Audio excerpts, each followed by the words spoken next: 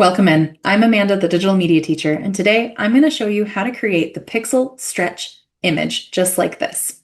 So I'm going to walk you through step by step how to create this style of image as well as a couple other ways to do this. Now, this seems really complicated at first, but we're going to make it a lot simpler as I go through step by step with you. The first step is obviously to open up your photo. Now, when you open it up into Photoshop, the first thing you should always do is immediately save it as a PSD, a Photoshop document, into a folder that makes sense for you. I use a naming protocol, so my students put it in as 01 for the session number. So if we're in period 1, they're going to put it in as period 1, P1, 01. It depends on how your teacher wants you to put this in. We're going to put in 01. Then we use underscore, your name, underscore, and then you're going to put in the assignment title. In this case, the assignment title is Pixel Stretch. I'm doing a demo, so I have it labeled as 01 underscore, my name, demo, and Pixel Stretch. Notice that it ends in .psd. Now, when I first open up this image, I need to make it the size that I actually want it to be. There's not a lot of room for that stretch in here, so I'm actually going to do a couple of steps before we get into doing the real pixel stretch portion. I'm first going to extend my image. Now, because I'm creating this just for how I want it to, I don't have to have any specific parameters. So I can leave the ratio empty, or I can set up a very specific ratio in here. What I do want to make sure that I'm doing though, is for this one specifically, because it's a very simple background, I'm going to tell it to content aware fill instead of leaving it as an empty space. When I do this, it's going to try and look at the image and figure out how to extend this.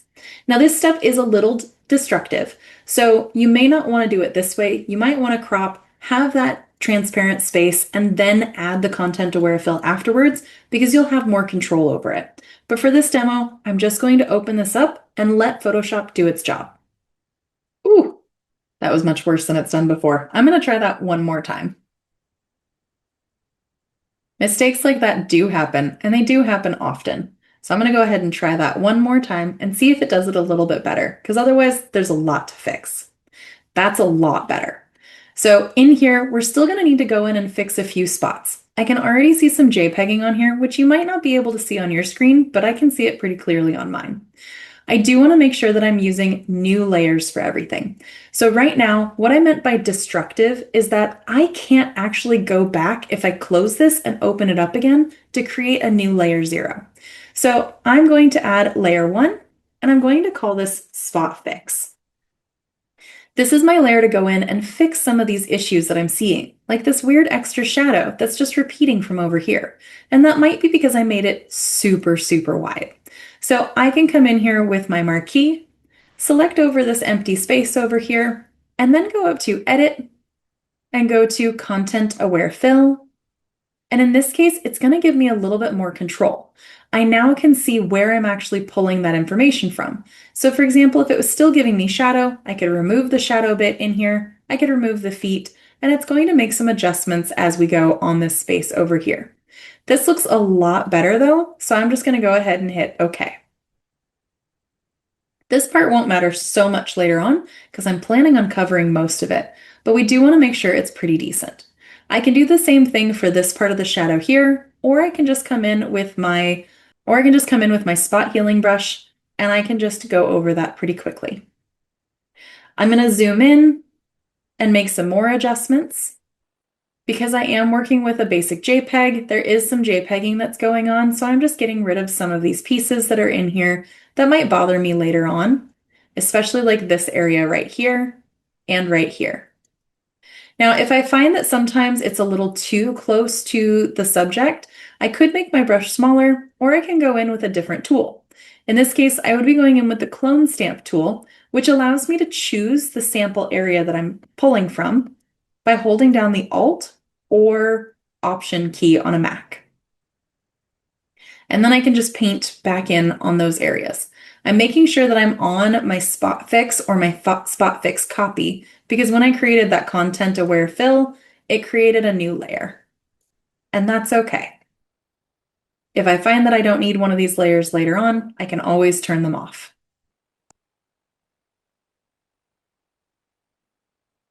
Now we're going to choose our selection for the actual pixel stretch.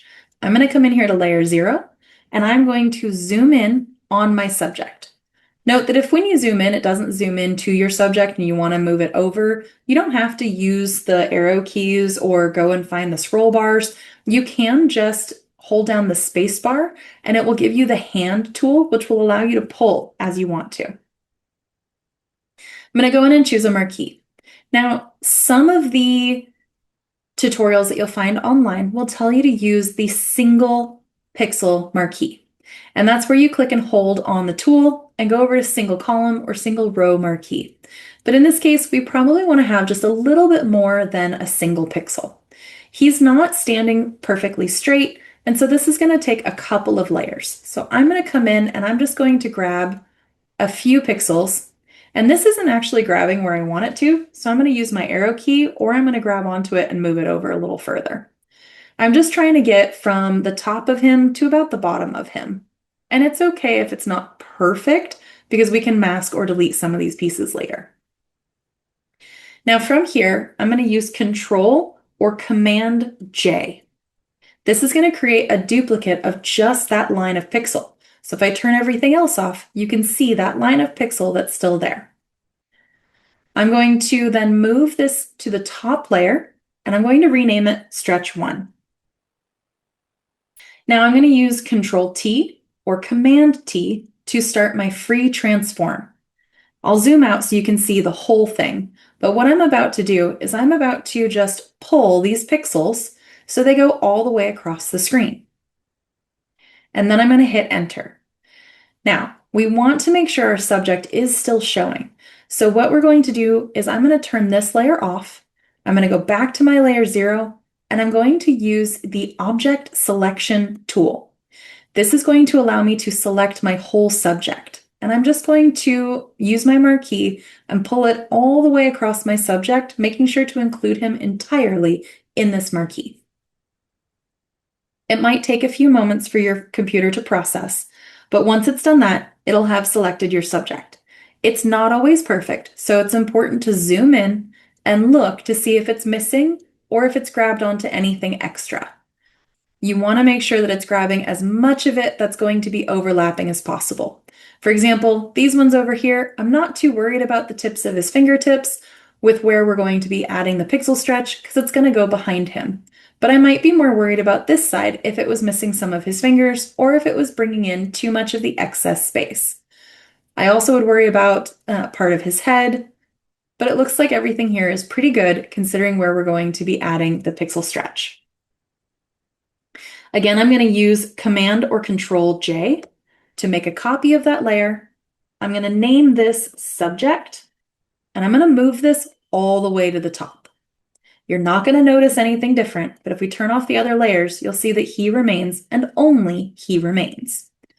When I turn these layers back on, now because the subject layer is up at the top, it's covering the stretch layer, and so now we see him directly above our stretched area. But we still have some weird spaces that don't have any of the stretched pixel. For example, we pulled from this area over here, so this really isn't quite the most interesting stretch that we could use. What I want to do is go in and add more stretch spaces that are going to add more color, because some of these are just going to be kind of boring. So here, I might add in more of the blue, more of the foot here. So I'm going to go back in onto my original layer, and I'm going to zoom in and I'm just going to pull some color from different areas. You're looking for things that have more contrast. So I might pull from this area here where there's going to be more of the different colors for his foot. Again, Control J, name this Stretch 2. I'm going to move this up because I want it to be above my Stretch 1 layer, otherwise it's not going to show. I'll zoom back out so you can see the full stretch. And I'm just going to pull that all the way across. Then I'm going to go through and find some more spaces where I can find some contrasting color. So I might pull from here. Again, going back to that original layer, so layer 0, Control or Command J, renaming the layer, So here it would be stretch 3. Moving the layer up. I'm making sure it's above layer 1, otherwise it's going to be hidden. Control or Command T and pulling that all the way across. Now, because I've grabbed from more than just a singular pixel, we do have some interesting dynamics happening as it moves through. So here you might use a mask to remove or add different elements or pieces back into it. Because I'm going to add another stretch layer, I'm going to come down here and I'm going to grab from the foot. I'm going to grab from the top of his heel down to the bottom. And again, you may want to zoom in so that you can actually see what you're grabbing to make sure that you're grabbing the amount of space that you want. I think that's actually a pretty good spot. Control J to make a new layer. Stretch 4, lifting it up to the top. Again, we want to be above the layer that we just created, especially if it's going to be in the same area, but not above our final subject layer. I'm pulling that out there. Now we have some more contrast, some more space here with different colors. We can come in and continue to add, like here's a big block of gray, so I might pull this space here where we have a little bit more color dynamic to pull from. Back to the layer 0, Control or Command J, renaming that layer, moving it up to the top. And this one I might blend in a little bit more. I might mask some of it off because it might be a lot of the same color. But now I have a little bit more of some gradient, some movement, some change. So like up here, I might want to remove some of the gray because I'm getting rid of some of the brown that I had up there originally.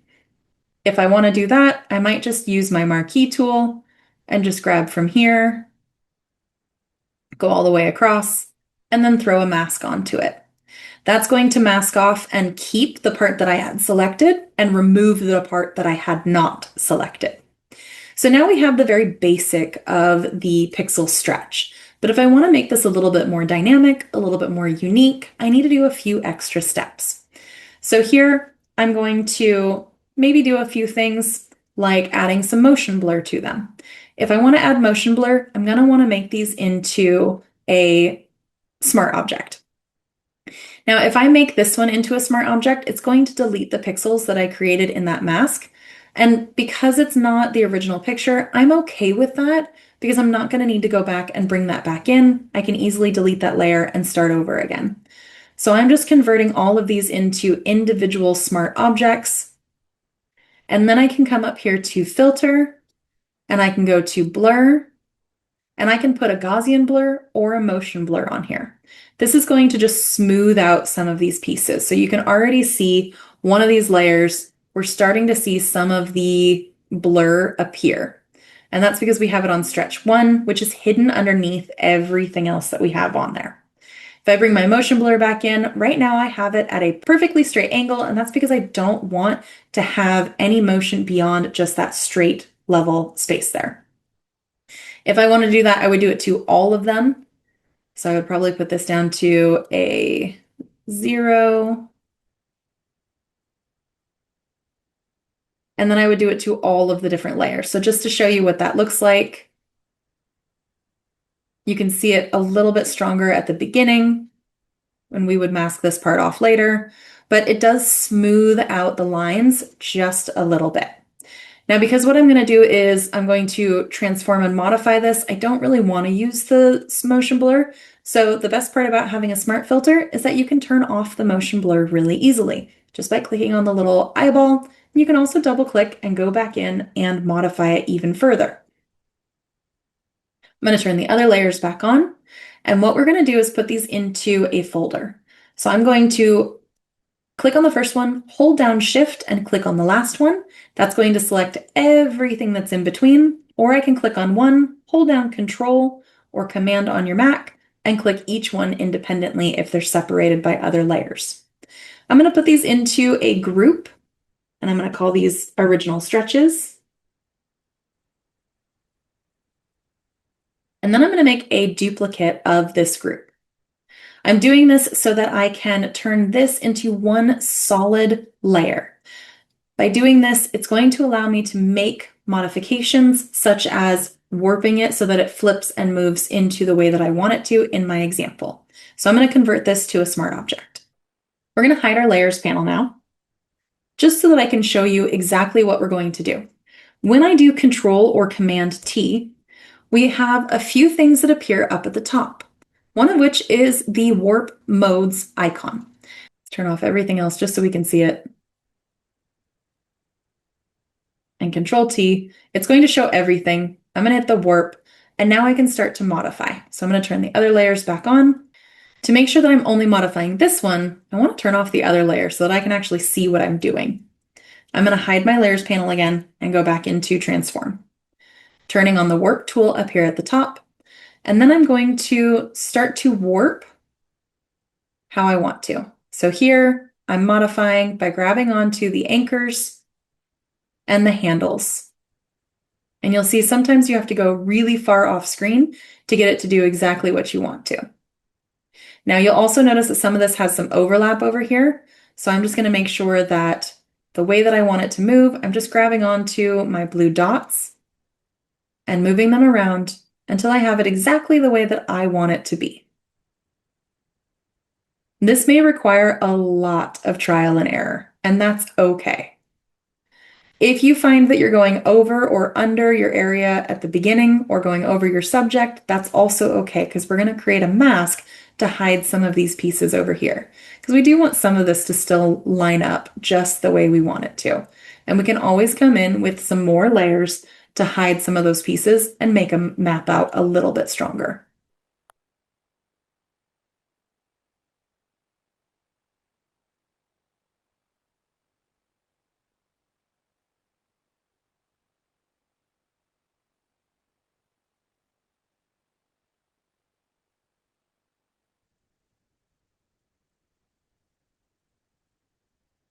Now that I have this relatively where I want it to be, now I just need to add a few extra pieces to make it look more realistic and to remove some of the weird edges that we have going on over here. So first and foremost, I'm going to come in and I'm going to mask out some of these areas. So I'm going to open up my layers panel again and I'm going to create an empty mask. Then I'm going to come in with my brush tool and I'm going to go to a hard brush that's not necessarily huge, because I want to get rid of some of these edges in here, and I need to make sure that my opacity is at 100%. But I'm going to come in here and just get rid of some of these extra pieces because I want it to feel like it connects naturally. I definitely don't need that piece in there. And we can smooth this out just a little bit. Here I might go back in with a softer brush and kind of blend this in a little bit more, but I'm just coming in with tiny little clicks to make that smooth out just a hair. Then I'm going to come in here and just look to make sure there's not any other weird areas like here. This I won't really be able to mask out per se, but I can just add in another piece of transform, or I can add a blank layer above to do some content aware fill and or some of our clone stamping. So we'll go in here, we'll open up our layer. We're going to turn off these other pieces here. We know that it's this area right there, because we're just trying to copy exactly what's here. So I'm just moving over a little bit, lining that up perfectly, and then just doing a couple of brush strokes, just a couple of clicks, because I don't need it to do too much. When I turn this other layer back on, I can see that I've done too much, and so we can easily mask out that layer. So we can blend this a little bit softer with an actual brush. And we'll go to the soft brush. And remember that when you're masking, black removes and white reveals. We're hiding the blue, so we're using the black. And I'm just going to use the soft brush to blend this in so I don't have to do a hard line on there. That makes it feel a little bit more connected. We did turn off his layer a little bit here with the foot, but that's okay. I'm not too worried about that. The idea here is that you're getting the concept of how to make this happen. We're going to turn our layers back on, turning off the original stretches. And then here, I just want to add a little bit of a blend so it kind of looks like a shadow. So I'm going to use my polygonal tool, my polygonal lasso tool, and I'm just going to click where I think shadow should essentially appear. And I'm just going to create a straight line. And then the polygon and lasso tool will only allow you to create straight lines. So if you need to create a bit of a curve, you have to do what's called like a click and pull. So you click and then pull and click and pull until you've gotten to where you don't have to do the curve anymore, or roughly where you don't need to do the curve. Now again, I'm going to create another new layer. So I didn't name my last layer, so I'm going to go in and name that Pixel Fix so that I know what I was fixing. And then here I'm going to put in Pixel Shadow. I'm going to go and take my black color, because we're going to change the opacity on this here shortly, or I'm going to use the paint bucket tool to drop that in, and I'm going to turn off all layers and turn off contiguous because I want to make sure that I'm covering the entire piece here. And I'm going to do this at about 50%. So we're doing a 50% black, which becomes gray. From there, now I have this space in here and I can come in and change its opacity still, so I can bring that down even further. I want to match roughly about how dark this layer is. So I'm probably going to bring that down to about, I'd say maybe 20%. And you can always start with a lesser amount as well and just kind of go from there. And then I'm going to blend this in a little bit further. So again, putting on a layer mask, using my soft brush, going with a bigger brush size so I don't have to drag too far. And then I'm going to change my opacity down to about 20 to 30%. And I'm just going to softly pull on the edges here because I don't necessarily want this shadow to be like this harsh. I want it to be a little bit more natural. And now you can't really see that it's there. You can always come back in with the opposite color, so white, to bring it back in. But now we have a little bit of a shadow on here. And there you have your pixel stretch. This is the first version. So you have the very basic, where it's just a single straight line that you can add a blur to. You have this version where you can twist, pull, and warp it to make it a little bit more interesting. Or you can join me in the next video where I show you another version of the pixel stretch.